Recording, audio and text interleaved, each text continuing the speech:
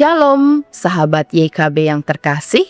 Senang sekali dapat menjumpai saudara dalam acara Wasiat Kekal, sebuah acara perenungan firman Tuhan yang memandu kehidupan kita.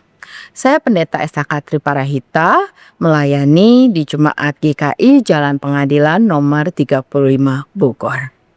Renungan kita hari ini 24 Juli 2026 berjudul Tidak Ada Yang Kebetulan. Perenungan ini didasarkan pada Kitab Kejadian pasal 29 ayat 9 sampai 14. Kita mengawali perenungan hari ini dalam doa. Mari berdoa. Tuhan Yesus, kami bersyukur untuk hari yang Tuhan anugerahkan. Di hari ini kami mau menundukkan diri kami di dalam kebenaran firman Tuhan.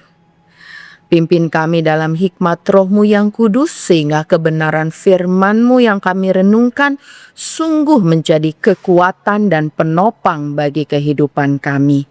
Kami mohon Tuhan, Engkau yang senantiasa memampukan kami hidup seturut kebenaran firman-Mu. Di dalam nama Tuhan Yesus kami berdoa. Amin. Bapak, Ibu, dan Saudara sekalian, yang akan menjadi pusat permenungan kita hari ini adalah dari Kitab Kejadian pasal 29 ayat 9. Dengarkanlah firman Tuhan. Selagi ia berbicara dengan mereka, datanglah Rahel dengan kambing domba ayahnya, sebab dialah yang menggembalakannya. Bapak, Ibu, Saudara, ada sebuah kisah tentang seorang yang bernama Banu.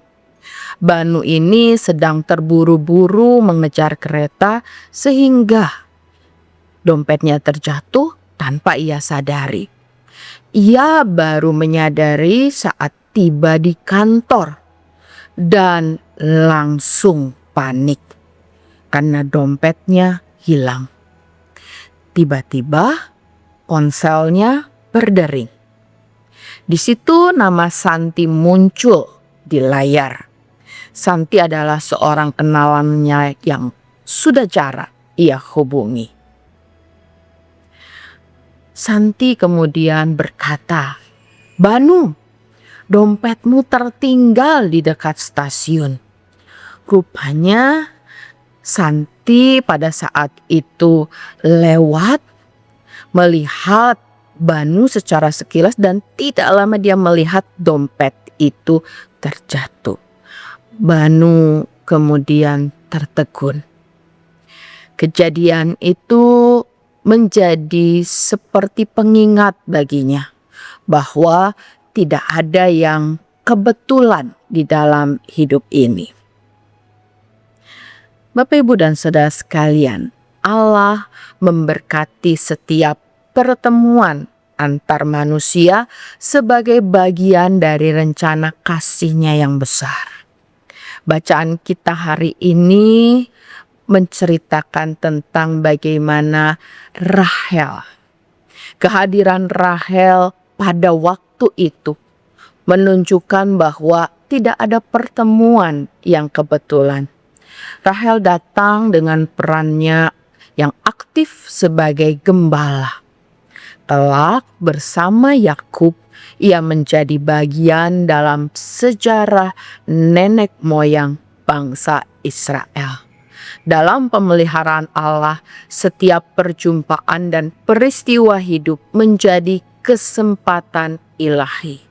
Allah memberkati setiap kejadian demi misi kebaikan-Nya bagi dunia. Roh Kudus mengaruniakan kepekaan hati bagi kita.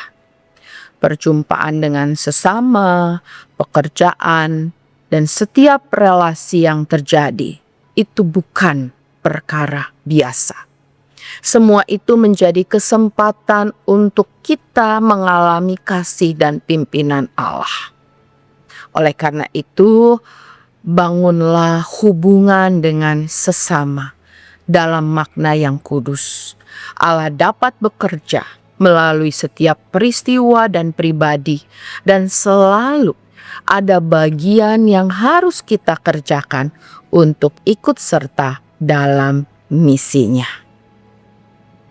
Mari kita merefleksikan firman Tuhan hari ini dalam hidup kita. Apa yang akan kita lakukan supaya setiap perjumpaan dan peristiwa menjadi bermakna hari ini? Mari kita berdoa. Tak putus-putusnya Tuhan, kami bersyukur bahwa kejadian kehidupan kami begitu ajaib. Tidak ada satu hal pun yang terjadi dalam hidup kami yang merupakan kebetulan.